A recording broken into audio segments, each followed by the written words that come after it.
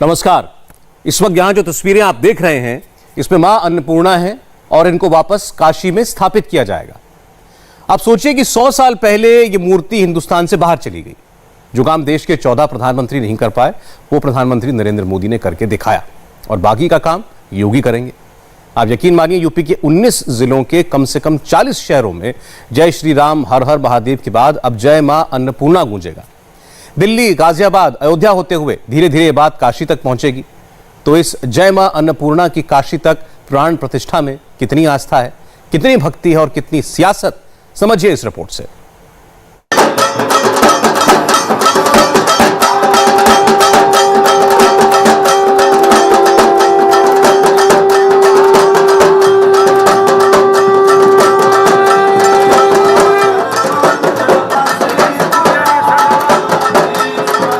किसने सोचा होगा 100 साल पहले जो मूर्ति वाराणसी से चुराकर कनाडा भेज दी गई थी, जो प्रतिमा पिछले 100 साल से कनाडा की मैकेंजी आर्ट गैलरी में मौजूद थी, वो ऐसे वापस आएगी।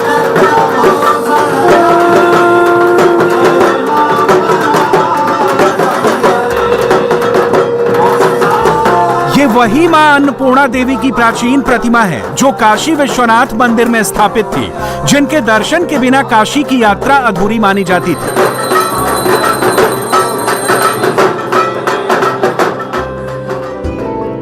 मां अन्नपूर्णा देवी को अन्न और संपदा की देवी माना जाता है। मान्यता है कि शिव की नगरी काशी में मां पार्वती अन्नपूर्णा के रूप में विराजमान है और उन्होंने खुद भगवान भोलेनाथ को भिक्षा दी थी। तभी से मिले वरदान के तहत माना जाता है कि काशी में कोई भी शख्स भूखा नहीं सो सकता, क्योंकि उसका पेट खुद मां अन्नपूर्णा भरती है।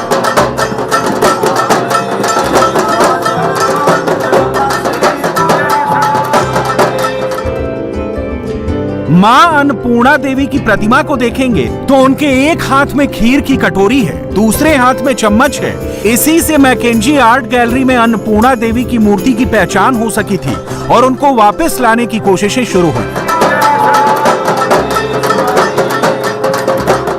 दिल्ली में भव्य कार्यक्रम में केंद्रीय मंत्रियों की मौजूदगी में मां अन्नपूर्णा देवी की मूर्ति को केंद्र सरकार ने उत्तर प्रदेश सरकार को सौंपा। 15 नवंबर को काशी के विश्वनाथ मंदिर में मूर्ति की प्राण प्रतिष्ठा की जाएगी। मां अन्नपूर्णा की 100 साल से भी पुरानी मूर्ति जो है वो इसी रथ से दिल्ली से बनारस तक की यात्रा पूरी करेगी और इस रथ को भव्य तरीके से सजाया गया है। मां अन्नपूर्णा की तस्वीर इसमें बनी हुई है और इस रथ को सुसज्जित किया गया फूलों से, मालाओं से और इसी रथ के जरिए सड़क मार्ग से मां अन्नपूर्णा की जो मूर्ति है वो दिल्ली से बनारस तक की यात्रा पूरी करेगी। और ये शोभा यात्रा जहां जहां पहुंचेगी रास्ते में इसका वहां स्वागत किया जाएगा और स्थानीय नेता, जनता और प्रदेश सरकार के जो मंत्री हैं वो उस मौके पर मौजूद रहेंगे और इस शोभा यात्रा की अगवानी करेंगे। ये शोभा यात्रा 15 नवंबर को बनारस पहुंचेगी और उस वक्त उत्तर प्रदेश के मुख्यमंत्री योगी आदित्यनाथ उस वक्त मौजूद रहेंगे और बनारस में योगी आदित्यनाथ ही उस मूर्ति को जब पहुंचेगी तो वहां मौजूद रहेंगे और उस मूर्ति का प्राण प्रतिष्ठा की जाएगी। मां अन्नपूर्णा देवी की शोभा यात्रा यूपी के 19 जिलों से होती हुई वाराणसी पहुंचेगी। इस दौरान जगह जगह उनका भव्य स्वागत किया जाएगा।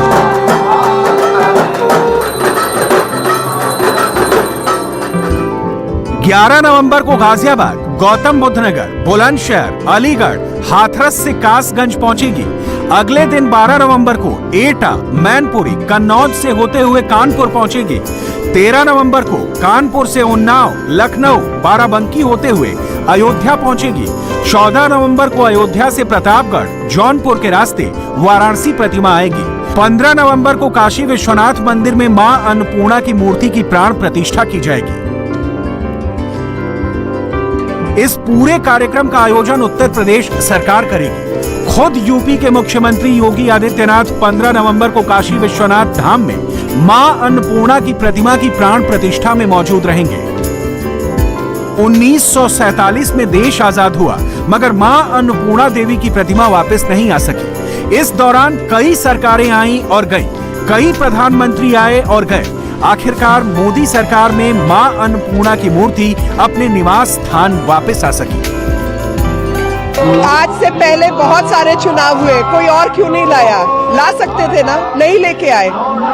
जिस प्रकार से घड़ा रिसता है और उसमें से पानी निकलता है, वैसे ही देश की धरोहर हजारों के हिसाब से इस देश से बाहर गई है और कोई प्रयास नहीं हुआ उसको रिट्रीव करने का, वापस लाने का, बल्कि लोग मिले हुए थे उसको बाहर भेजने में। जब प्रधानमंत्री नरेंद्र मोदी ने देश की सत्ता संभाली, उसी वक्त से उन्होंने भारतीय धरोहरों को वापस लाने के लिए स्पेशल टास्क फोर्स बनाई, जिसका असर अब नजर आने लगा है।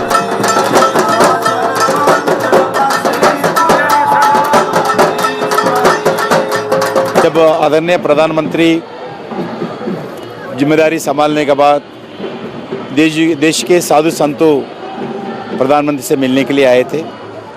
वो बताए थे अलग अलग देशों में भारत का मूर्तियां हैं, अपने सांस्कृतिक विरासत विदेशों में भी है, वो वापस लाना चाहिए। उसी दृष्टिकोण में लगातार एक्सटर्नल अफेयर्स में, कल्चर डिपार्टमेंट में नरेंद्र मोदी जी एक टास्क फोर्स गठित करके जब से प्रयास कर रहे, लगभग अभी तक 200 से ज़्यादा मूर्तियां भारत लाए गए हैं।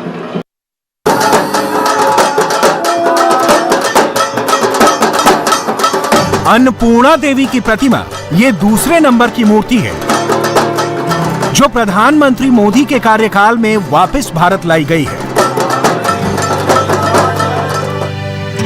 साल 2015 में जब प्रधानमंत्री मोदी कनाडा के दौरे पर गए थे, तब 900 साल पुरानी खजुराहो की प्रतिमा, जिसको कनाडा में पैरट लेडी कहा जाता है, उसको वापस लाए थे। कुछ विशेषज्ञ इस मूर्ति को खजुराहो की रानी भी कहते हैं। इसके बाद मोदी सरकार ने देश की धरोहरों को वापस लाने का बड़ा मिशन लॉन्च किया।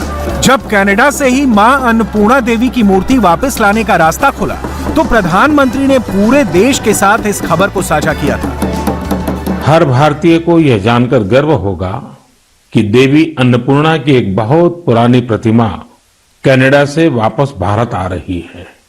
यह प्रतिमा लगभग 100 साल पहले 1913 के करीब वाराणसी के एक मंदिर से चुराकर देश से बाहर भेज दी गई थी।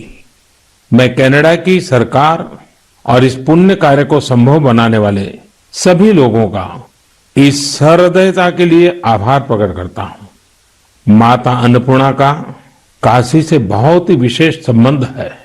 अब उनकी प्रतिमा का वापस आना हम सभी के लिए सुखद है। माता अन्नपूर्णा की प्रतिमा की तरह ही हमारी विरासत की अनेक अनमोल धरोहरें अंतर्राष्ट्रीय गिरोहों का शिकार होती रही हैं। ये गिरोह अंतर्राष्ट्रीय बाजार में इन्हें बहुत ऊंची कीमत पर बेचते हैं। अब इन पर सख्ती तो लगाई ही जा रही है। इनकी वापसी के लिए भारत ने अपने प्रयास भी बढ़ाए हैं।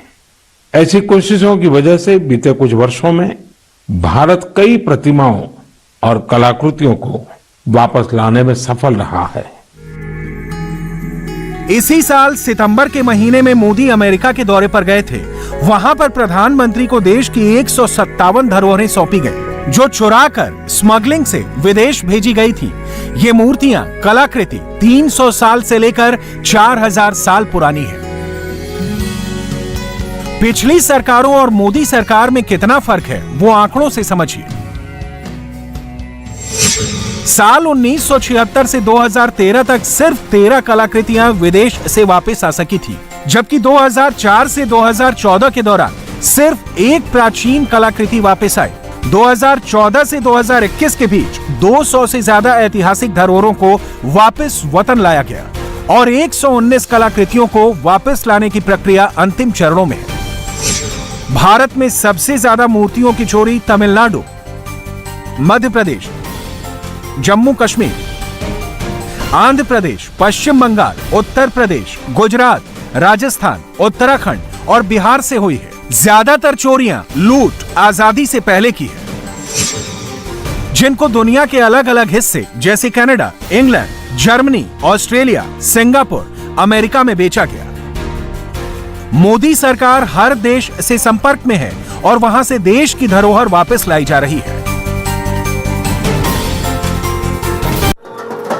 ऐसी ही देश में धरोहर मां अन्नपूर्णा देवी की प्रतिमा है, जिसकी 15 नवंबर को काशी विश्वनाथ में प्राण प्रतिष्ठा की जाएगी। 15 नवंबर को प्राण प्रतिष्ठा होगी तो 16 नवंबर को नेपाल से शिव के भक्त बाइक में काशी पहुंचेंगे। काशी विश्वनाथ मंदिर के लिए ये नेपाल से निकली 6 दिन की बाइक रैली है। 50 बाइक्स वाली रैली 16 नवंबर को वाराणसी पहुंचेगी, जहां काशी विश्वनाथ मंदिर के दर्शन किए जाएंगे। हिंदू धर्मावलम्बी को आस्था को धरोहर नेपाल को पशुपतिनाथ र भारत को काशी विश्वनाथ प्राचीन कालदेखि रहँदै आइरहेको धार्मिक तीर्थस्थल हुन्। नेपालको राजधानी काठमाडौँको शहरमा भगवान पशुपतिनाथको मन्दिर अवस्थित छ भने भारतको उत्तर प्रदेशको वाराणसी शहरमा भगवान विश्वनाथको मन्दिर रहेको छ। ये काशी विश्वनाथ, केदारनाथ, बद्रीनाथ और पशुपतिनाथ धाम के शिव सर्किट योजना के प्रमोशन का हिस्सा है। भारत और नेपाल के बीच में चारों धामों को जोड़ने की परियोजना पर काम चल रहा है। उत्तर प्रदेश में इस वक्त एक नया इशू जबरदस्त माहौल बना रहा है। एक नया नाम जो बहुत ज्यादा चर्चा में है वो है अल्ताफ। अल्ताफ की चर्चा असदुद्दीन ओवैसी भी कर रहे हैं, अखिलेश यादव भी कर रहे हैं, प्रियंका गांधी कर रही हैं, मायावती कर रही हैं और योगी के मंत्री भी कर रहे हैं। मामला है हवालात में अल्ताफ की मौत का। सुनने में जरूर चौंकाता है कि 2 फीट की एक टोंटी नल से लटक कर एक 4.5 फीट का लड़का आखिर कैसे आत्महत्या कर सकता है। बहरहाल इसकी मैजिस्ट्रेट जांच के आदेश हो चुके हैं। 5 पुलिस वाले जो उस वक्त थाने में थे सस्पेंड हो चुके हैं। लेकिन इसके आगे क्या होगा ये इस रिपोर्ट से समझिए। उनको तो अरेस्ट होना चाहिए। उसको बस लड़के का मर्डर हुआ है पुलिस स्टेशन में। वो उसकी इज्जत इसलिए नहीं की जा रही क्योंकि गरीब है और मुसलमान है। टॉयलेट में 5 फीट के नल की टूटी को लगाकर खुदकुशी कर सकता है कोई? झूठ पे झूठ बोले जा रहे हैं। बल्कि कासगंज की पुलिस को तो किताब लिखनी चाहिए कैसे पुलिस स्टेशन में किसको मारा जा सकता है और खुदकुशी कह दो। यूपी पुलिस की कस्टडी में अल्ताफ मर गया। पुलिस कह रही है सुसाइड है। ऐसी उस जगह कोई ऐसी जगह नजर नहीं आ रही जिस जगह वो फांसी लगा सके। क्या संभव है वहाँ फांसी लग सकती? देखिए, चूंकि मौका मुआयना किया गया था और जो पीएम रिपोर्ट हम लोगों को प्राप्त हुई है उसमें asphyxia due to antemortem hanging जो है वो आया है। और सर्कमस्टांसेस क्या थे, किस तरीके से थे, इसकी पूरी एक डिटेल जांच जो है मेरे द्वारा एडिशनल एसपी को सौंपी गई है। जो रिपोर्ट हम लोगों को प्राप्त होगी। घर वाले 3 बार बयान बदल चुके हैं। मैं उस बच्चे को मैंने अपने हाथों से पकड़ के दिया है। बच्चे को खुद दिया है, खुद अपने हाथों से। और बच्चे को लेने के बाद में चले आए हैं ये लोग। मैं चौकी तक आया हूँ। चौकी से मुझे फटकार के भगा दिया गया है। मुझे चौकी से फटकार के भगा दिया गया है। आज क्या होता है? और आज 24 घंटे के बाद में ये मालूम पड़ रही है मुझे फांसी लगा दी है मेरे बच्चे को। अब ये पुलिस वालों के हवाले किया है मैंने, तो यही मुझे तो उम्मीद है कि पुलिस वालों ने ही लगाई है। मैंने जब गुस्से में बोल दिया था मीडिया वालों को, मुझे मालूम हुआ, मैंने डॉक्टरों से मालूमात करी तो उन्होंने बताया कि आपके बच्चे ने फांसी लगा दी है। मैंने उसको देखने के बावजूद भी उन्होंने मेरे साथ में पुलिस वालों ने लाए, इलाज भी कराया। वो आखिरकार नहीं बचा। उन्होंने मेरे साथ में अच्छा भी बर्ताव किया। और आप कार्रवाई से संतुष्ट हैं? जी संतुष्ट। बेटे ने आत्महत्या की थी या उसकी हत्या की गई है? ये हत्या की गई है। उस बच्चे की हत्या की गई है। वो बच्चा मेरे लिए इंसाफ दे, मुझे कुछ नहीं है। आपने एक बयान भी दिया था कल के, जो है जो वीडियो वायरल किया पुलिस ने किया है वीडियो वायरल। मैंने कुछ नहीं दिया। मैं ये चाहता हूँ कि मेरे लिए इंसाफ मिले। सुसाइड है या मर्डर? अल्ताफ की मौत मिस्ट्री बन गई है। भाईजान की एंट्री हो गई है। क्या इंक्वायरी करेगी पुलिस? क्या एसपी इंक्वायरी करेगा? एसपी तो क्लीन चिट दे चुका है उनको कि वो तो खुदकुशी कर लिया, तो क्या इंक्वायरी करेंगे आप? और किसको बेवकूफ बना रहे हैं? ये कवर अप कर रहे हैं। उसका मर्डर हुआ उस लड़के का, अल्ताफ का, पुलिस स्टेशन में। भाईजान गरम है, अखिलेश नाराज हैं। एक नौजवान को पुलिस उठा ले गई और उसको इतना मारा है थाने में, पुलिस ने इतना अन्याय किया है कि उस नौजवान की जान चली गई। अगर कोई दोषी है उसके लिए तो भारतीय जनता पार्टी की सरकार दोषी है उस नौजवान की जान जाने के लिए।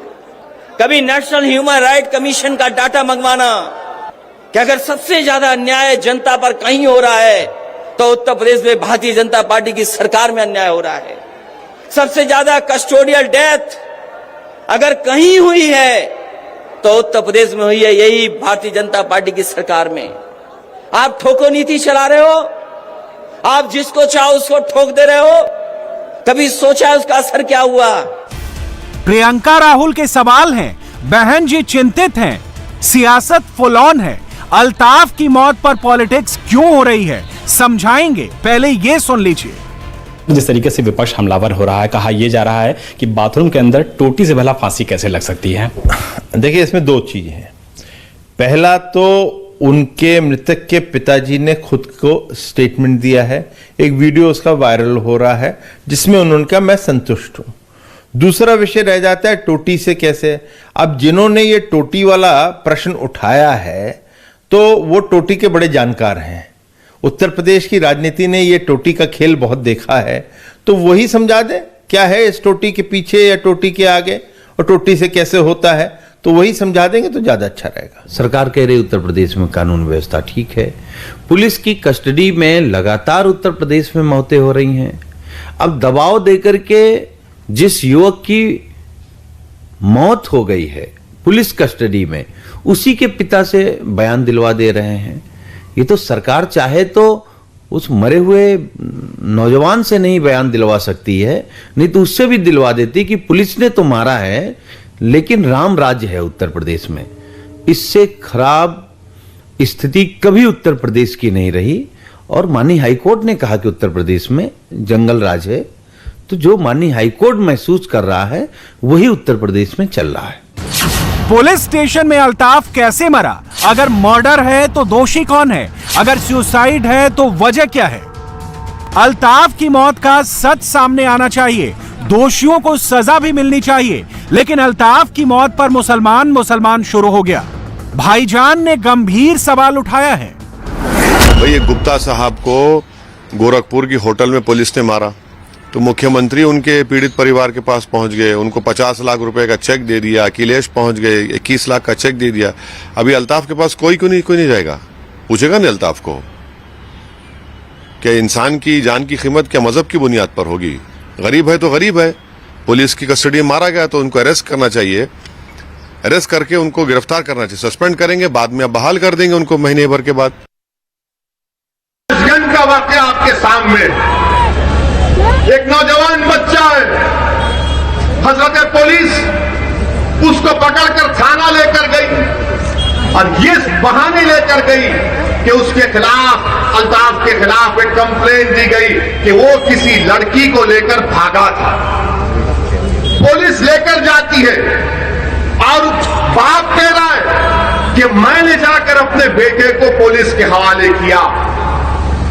मैंने खुद, एक बाप कह रहा है कि मैंने अपने बेटे को ले जाकर पुलिस के हवाले किया कि कर लो आप तहकीकात। उस बाप ने अपनी जिंदगी की बहुत बड़ी गलती की जो इन जालिम पुलिस वालों पर भरोसा कर दिया। बाप लेकर गया पुलिस स्टेशन तो बाद में मालूम हुआ बाप को कि तुम्हारा बेटा अस्पताल में, दौड़ो भागो। बाप दौड़ता हुआ गया अपने खानदान के साथ तो मालूम हुआ बेटा मर गया। कैसे मरा? तो बोले उसने खुदकशी कर ली पुलिस स्टेशन में। कहां पर की? तो बैतुल खला में।